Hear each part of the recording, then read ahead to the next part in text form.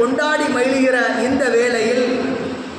November 20ஆம் தேதி international அளவி குழந்தைகளுடைய தினமாக கொண்டாடப்படுகிறது. நவம்பர் 14 இந்த நாள் என்பது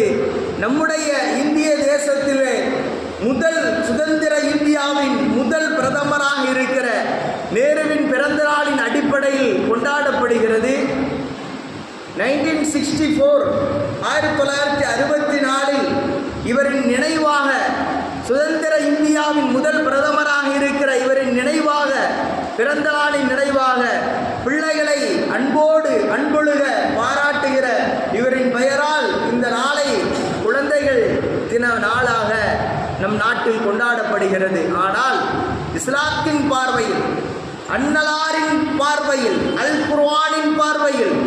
6th century 6ஆம் நூற்றாண்டிலே நபிகள் நாயகம் ஸல்லல்லாஹு அலைஹி வஸல்லம் என்ற ஒரு மனித புனிதர் இந்த சமுதாயத்திலே தோன்றி மக்கள் நல்வாழ்வுக்காக வேண்டி, மக்களின் விடுதலைக்காக வேண்டி, மக்களின் நலனுக்காக வேண்டி, மக்களின் ஆரோக்கிய வழிக்காக வேண்டி, மக்களின் மறுவாழ்வுக்காக வேண்டி, மக்களின் எழுச்சிக்காக, நாட்டின் வளர்ச்சிக்காக பிள்ளைகள் எப்படி பாடுபட வேண்டும், அவர்களை எந்த முறையில் வளர்த்து செப்பனிட்டு இந்த நாட்டிற்கு அருள் பெரும் கொடையாக தர வேண்டும் என்கிற பாடத்தை பெருமானார் ரசூலுல்லாஹ் என்ற முஹம்மது என்ற அந்த ஒற்றை மனிதர் ஸல்லல்லாஹு அலைஹி வஸல்லம் அவர்கள் இந்த உலகிற்கு கற்பித்தும் காண்பித்தும் தந்திருக்கிறார்கள்.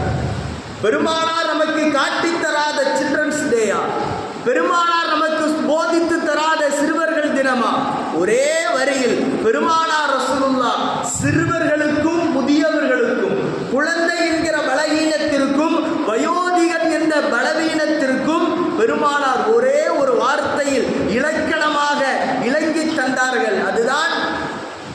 மல்லம் இரஹம் சகீரனா, நம்மில் சிறியவர்களுக்கு யார் அன்பொழுக